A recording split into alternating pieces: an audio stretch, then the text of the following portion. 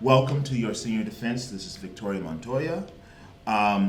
And so we want to start off with some introductions. So the panel will introduce themselves to you, then you will introduce yourself to us, and if you have someone here, yes you do, introduce your guest and why they are here, and then I'll give you further instructions. Okay? So I'll start off. My name is Mr. Addison. I'm the acting teacher here at LASA. I'm Nestor Manzanares. I'm a UCSB student now, a LASA alumni. I'm Miss Kim. I'm the 12th grade English and yearbook teacher. Hello, I'm Victoria Montoya. I'll be presenting my senior defense, and my guest is my mother, and she wanted to come watch my final project of my senior defense. Yay, Mom. Thank you. All right. So, just to reiterate how this is going to go, we will start with the introduction of your senior defense. That's a minute in length. From the introduction, go straight into Artifact 1. Okay? Artifact 1 is 7 minutes in length. At the 3-minute mark, I will hold up the yellow card. And at the 1-minute mark, I will hold up the red card. Okay? So this means, make sure you get your organization, take a breath if you need to. 1 minute means that it's time to start wrapping it up. Okay?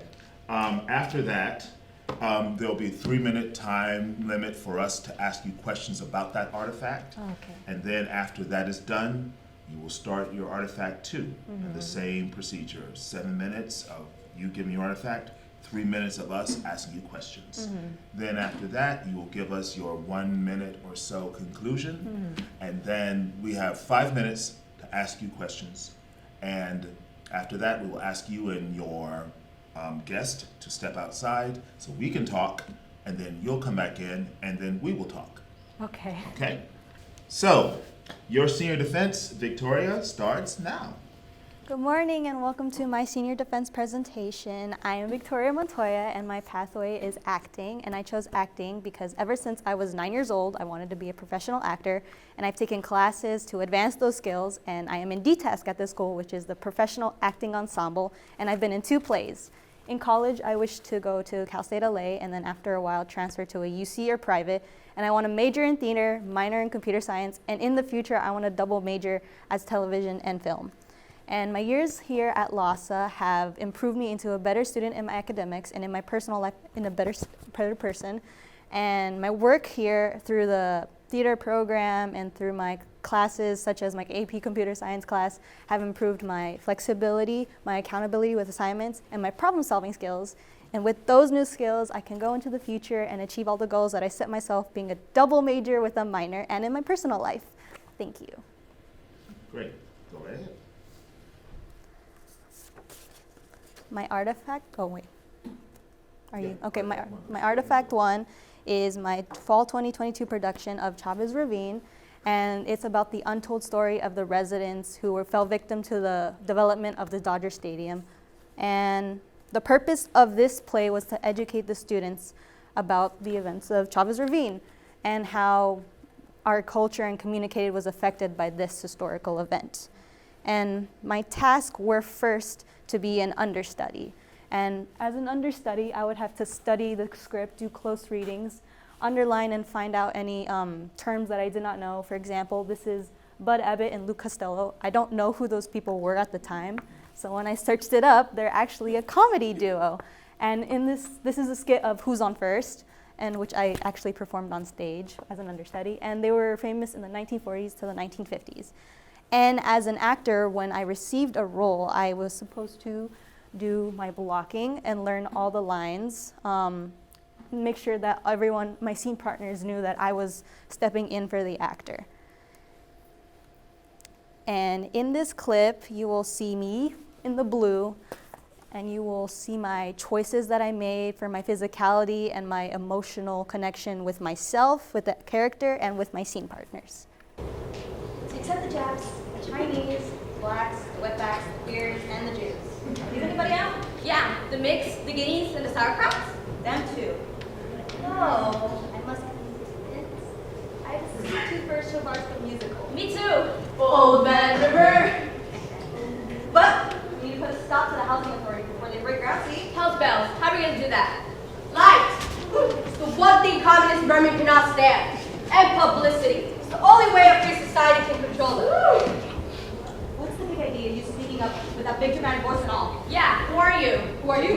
Who are you? Who are you? Who are you? You first. You first. You first. You first. You first. All right. I'm Mr. Mover. He's Mr. Shaker. And as you saw in the video, I would always have my hand on my hip as my physicality. I always be sassy, but still portraying like the aggressive like antagonist of the script. My character is Shaker in the blue. They are one of the antagonists, and he is in the aesthetic of a noir, sort of like the detective, but more for comedic and a parody style.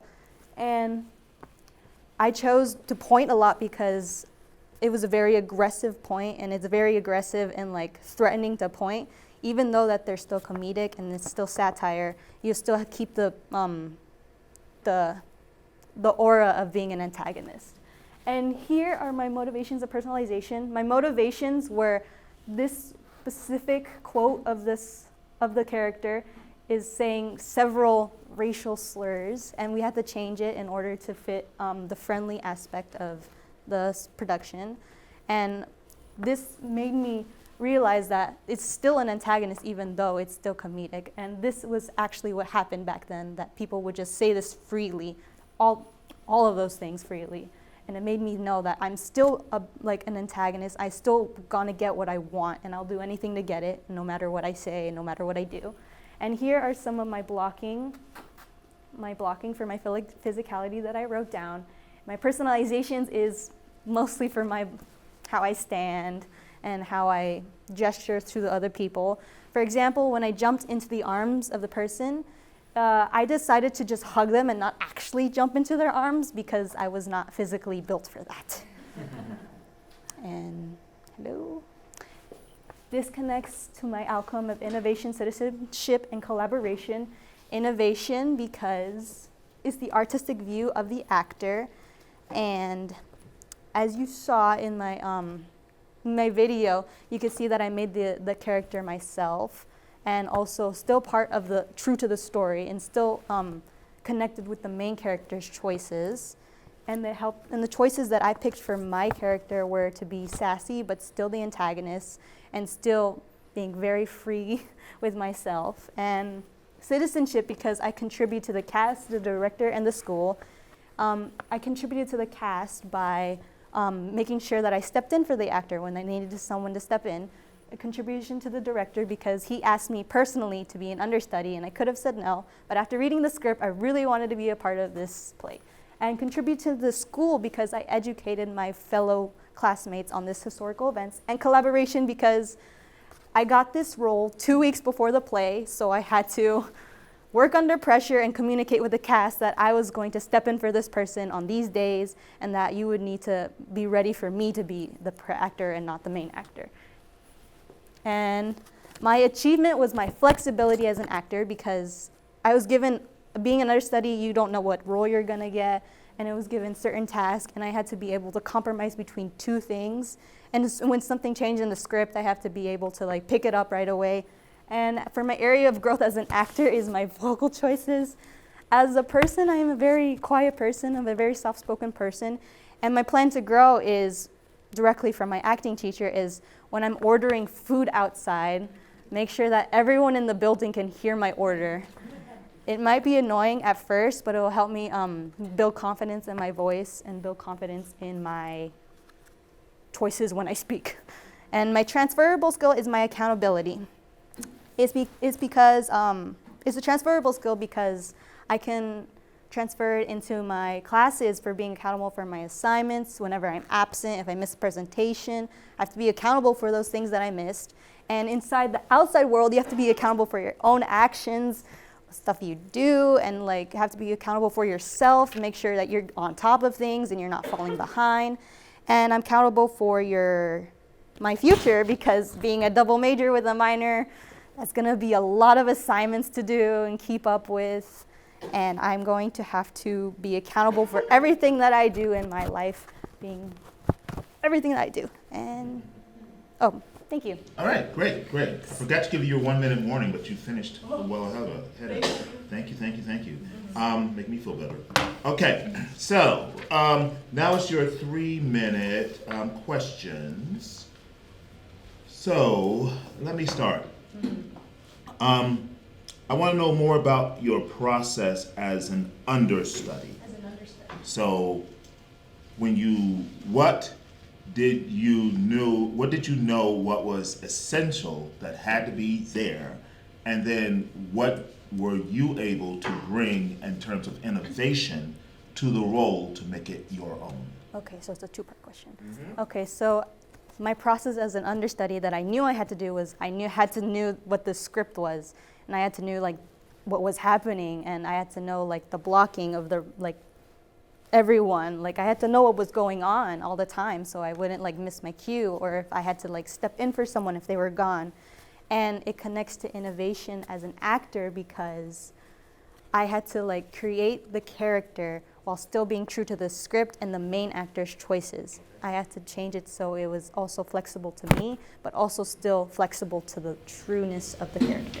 Give me an example Example, okay. of something that you changed. So when I jumped into the arms, that was one example. But another example is when I would point very much. The other actor didn't point a lot. They point maybe once or twice, but I pointed more because I wanted to be more aggressive.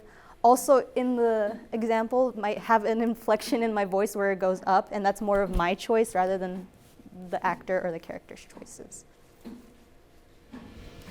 I have another question for you as well. So you had 3 outcomes for your first artifact, innovation, citizenship, and collaboration. I'm wondering if you can tell us another class where you've used any of these outcomes and maybe describe a specific project that you've done.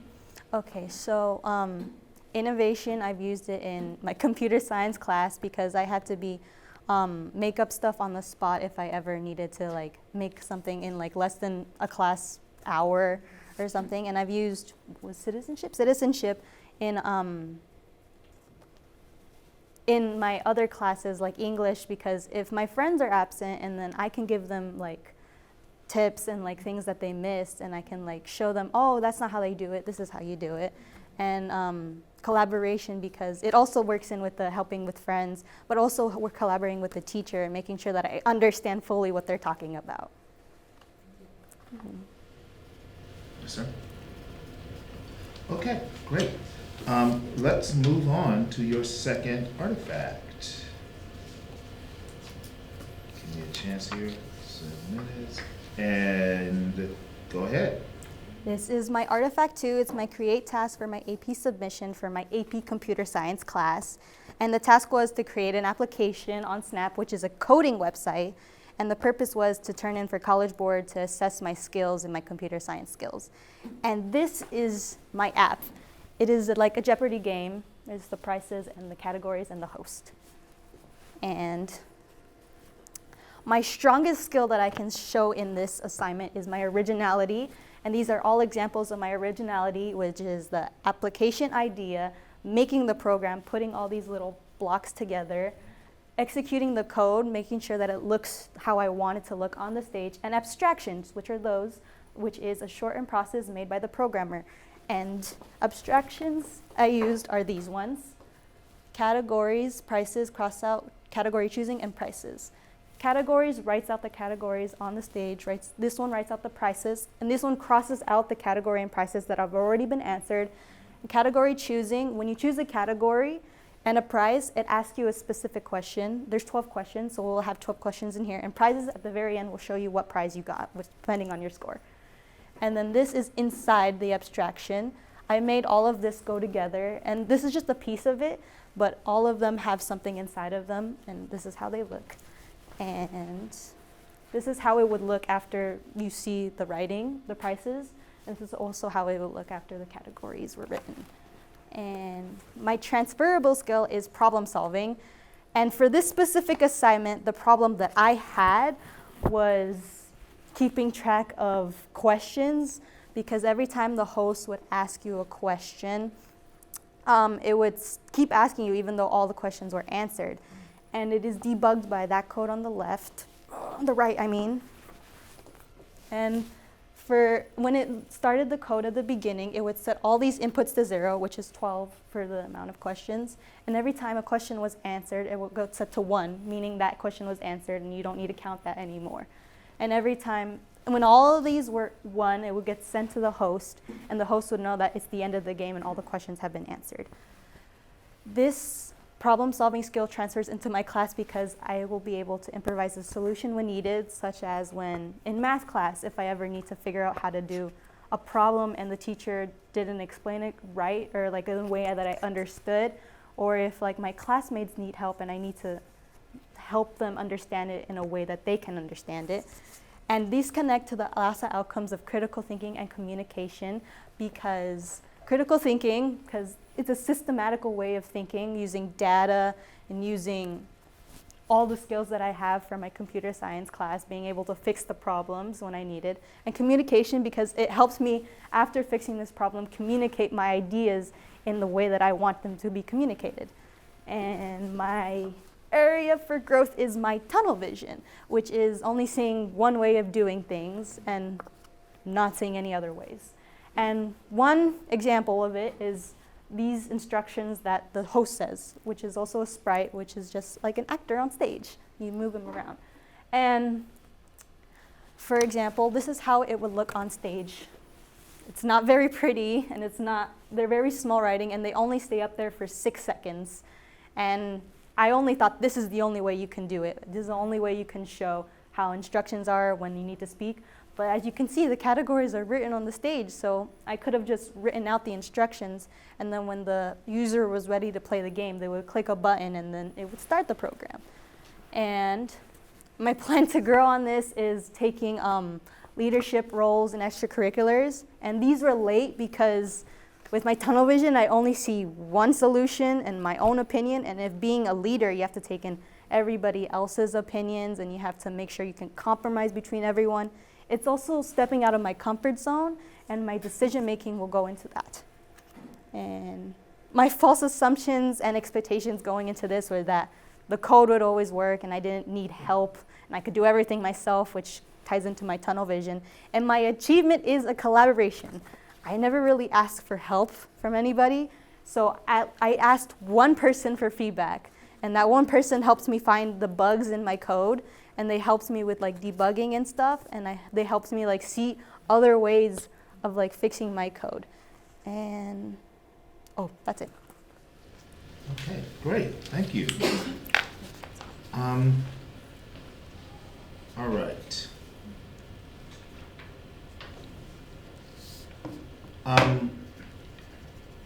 So this is communication. Give me another example of communication. Communication. Yeah, give me another example how communication works in this In this. particular artifact. Okay, so and when you see the things on the stage, you'll only be able to see those things, and you won't be able to see the coding like that you see, like the little blocks you see. And being able to do the blocks and being able to see how you can use them to communicate and like move all of those things onto the stage and move them properly, and it will be clear that this is that. Okay, and you're communicating with what? With you're communicating with the app? With the app, Yes. the Okay. application. All right, thank you. I know that you want to be a double major with theater and comp sci and later TV and film as well. So I'm wondering, this is really different from that, right? This content. So I'm wondering what you think the value of learning this content is. For this? Mm-hmm. Okay. So my value is that everything is becoming online and electronic now. And we're always like on our phones or on laptops. And I want to be able to like make stuff that can help people, but also incorporating my skills from theater, so like people can like agree with me and like see like my side of things and see how things work on this website or on this application, and like connect them both together. I guess I was gonna ask the same question, but I'm just turning it around a little bit. How will this create task app will help you like personally? Like, what skills will you apply from the project to yourself? Let's leave the academics aside. Okay. Well, for one, ever since I was little, I loved video games and I loved coding, and I've always wanted to learn it, but I felt like it was too hard to learn. So after taking a computer science class, it's not as hard as I thought it was. And I'm gonna still use these skills like for my personal projects. If I ever do make a video game, or if I ever do make a website or an application, if I ever want to make that. So let's go to your conclusion. Okay. So what comes next? Well, in college, I'll be a double major with a minor, and all my skills that I presented here, my problem-solving skills, my flexibility, my accountability, will all help with 3 of those things. And in my personal life, I'll also join a lot of community and school clubs, and also being accountable and flexible with those and my classes. And I also have personal projects and hobbies. As you can see, coding is one of them.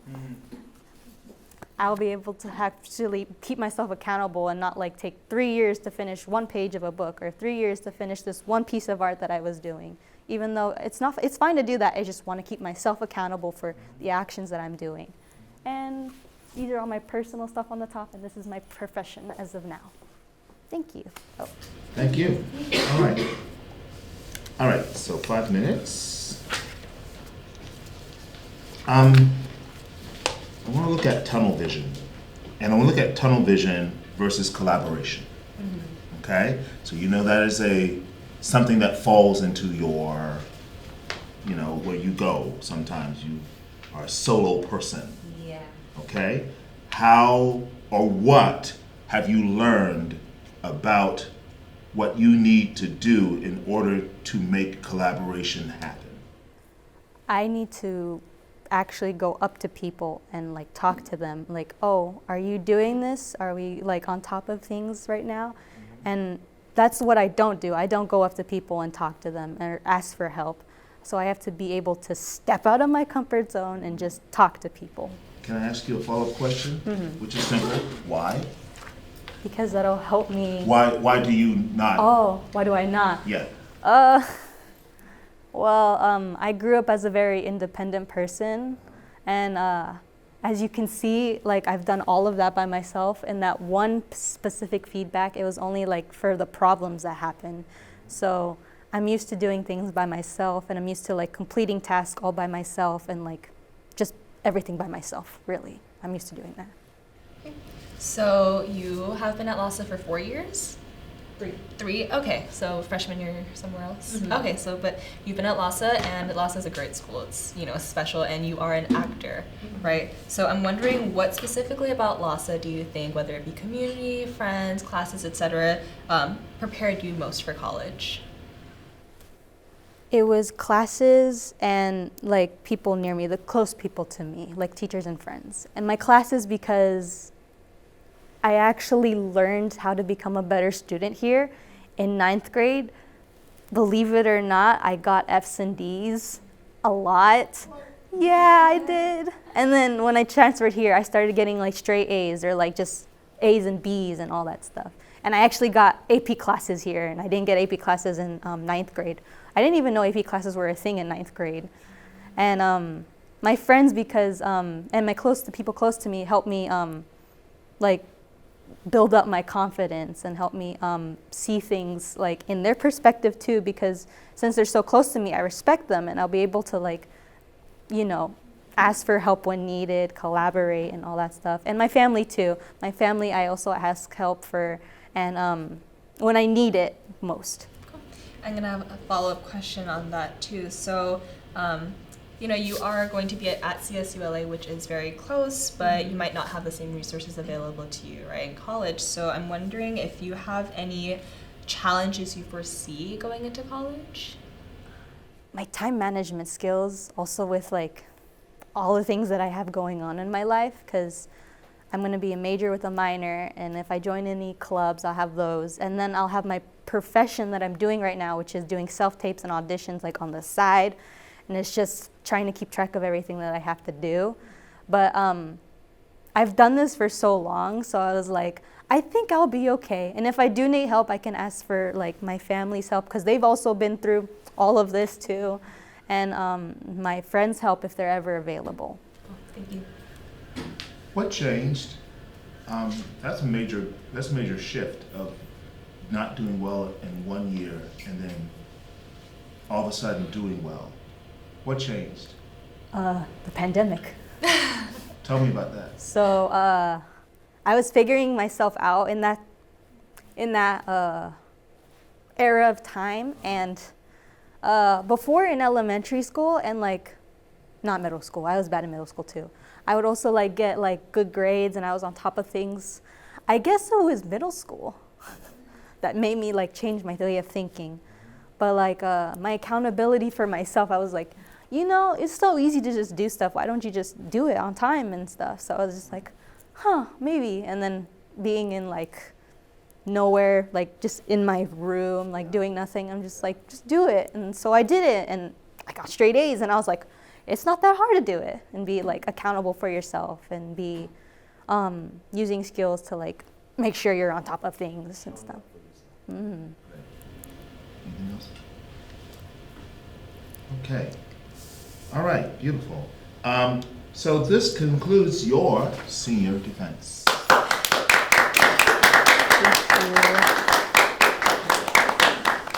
Thank you for your poise. You know, this is not easy. We all know that. Okay, fantastic. So why don't you, Victoria, go outside and thank you, Mom. And you two go outside and we're gonna have a little conversation. Okay. All right? Thank you. Thank you. Okay. Let's just go down the list here. What do you think Victoria falls with presentation skills? I marked her in advance and I was able to circle keywords in the rubric that I think were very evident. She was very convincing and she was very consistent with her body language. There wasn't, first of all, she did not have note cards and she was not nose deep, you know, in just words.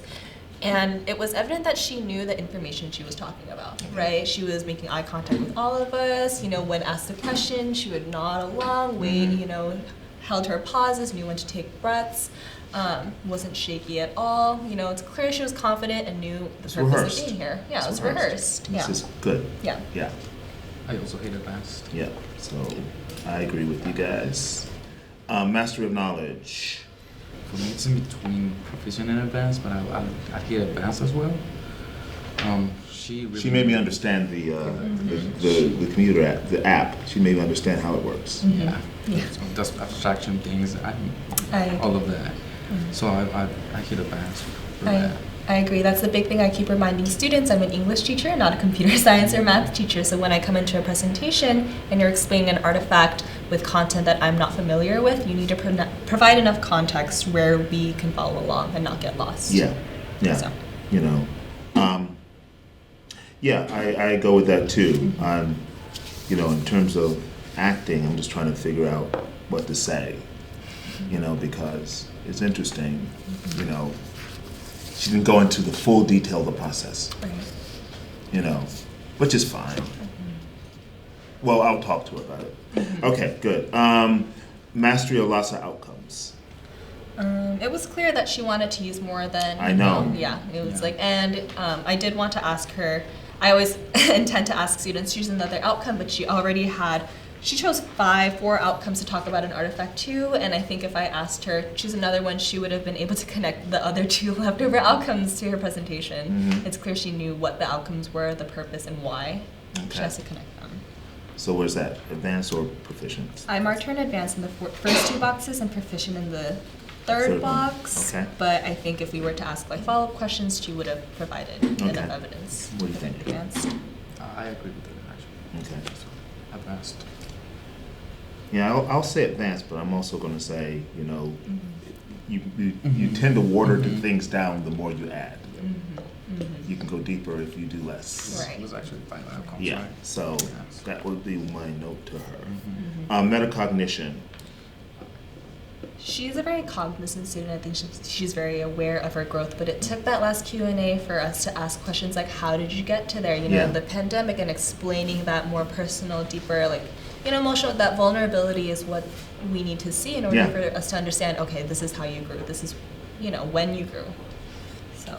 So it what, took- proficient? It was between proficient and advanced, but I think that last Q&A slightly put me in advanced. Okay. How did you feel? I have proficient and recognizes, and then the second one is the same as proficient, so it can go in either category. Right. And then evidence of concrete plan strategy.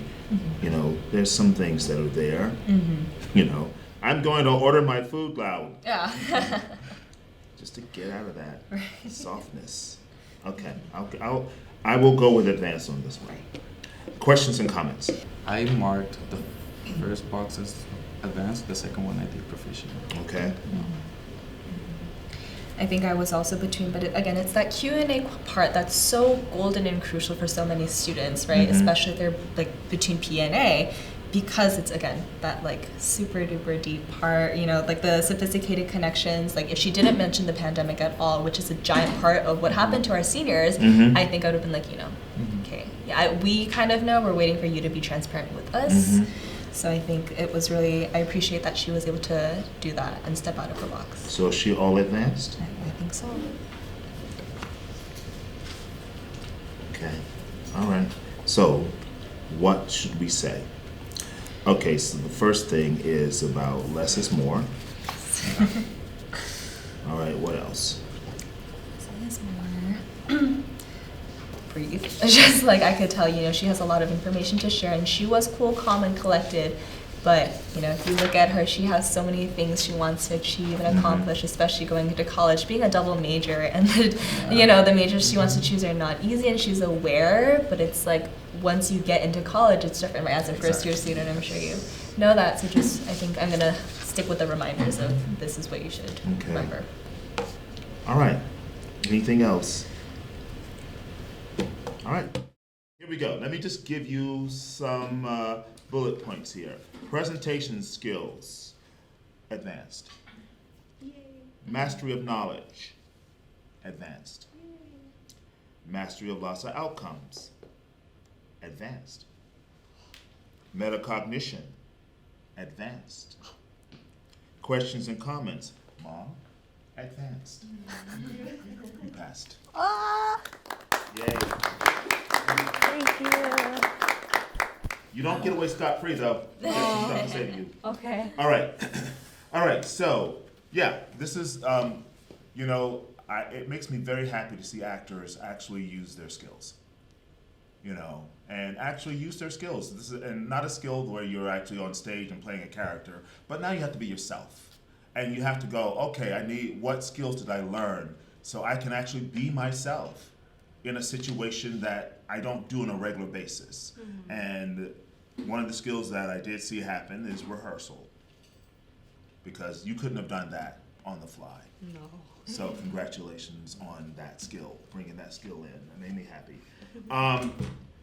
So why did you go and decide to choose 3 LAUSD outcomes? So, it was from my teacher to choose 3 at first for my Academic. You chose 3 for. the academic, and I wanted it to be the same, so I chose 3 for the other one. Yeah, yeah. I think because, and it's one of the things about learning about time management, is that 7 minutes goes by fast. And the reason we ask you to choose 2 is because we want you to go 2 per 1, is to go deeper in them and not gloss over either one. So a lot of our questions had to go to a certain artifact that felt glossed over. Okay? So you have to make sure that even though you want to do more, what's best? The best is to go, okay, I want to do more. How can I get deeper into what I want to say? And maybe let's look at what is being asked of me and see if that is what the reason is being asked of me is for me to go deeper, because we're giving you less. Okay? Also explore the possibility of collaboration versus tunnel vision. Okay. That's going to be, I think that may be a growth thing. I think that may be a lifetime growth thing, because you're so comfortable in your own space, in your own skin, and you've chosen an art form that is inherently collaborative. Okay? And so you've got to be able to go, all right, where do I open a boundary? Who do I let in? Who do I trust? How do I make my voice be heard more other than just ordering food? Right? It's just making sure that that avenue is there. And if the space is there for you to do it, recognize that the space is there for you to do it and do it in that space. And then you'll become more and more comfortable as you get older in, determining when collaboration is more essential than being by yourself. Okay? Victoria, Cal State LA, first of all, is very lucky to have you. Let me say that. And wherever you go, I know you're going to be successful because I could tell you're a very ambitious student, right? With that being said, you need to learn self-care, okay? You need to learn how to take care of yourself too, and you need to be comfortable being honest and vulnerable with yourself. And like Mr. Addison was saying, know your people, find your people, but also that doesn't mean just like befriend everyone. You know your comfort level, stepping outside the box is something you should do in collaboration, but also, self-regulate, know how to ground yourself, because no one knows you better on this planet than you. Right? And you don't want to burn out because that can happen, especially again, double majoring girl, right? So you need to know how to take care of yourself. So that's just my advice for you. Okay. So good job. Thank you. Yeah. Just following up with, she said, take care of yourself. Going into college is something else. Like, I was also planning, let me double major in theater, let me do communication, and I went to my advisor, and he's like, take it easy. This is your first year. Just breathe, have time for yourself, and just go slow with it. Yeah. Okay, thank you. All right. Anything you want to say? I don't know. Thank you. Thank you. It was very nice presenting to you. And you. Thank you very much. This Thank was you. wonderful. All right, thank you. All right, great.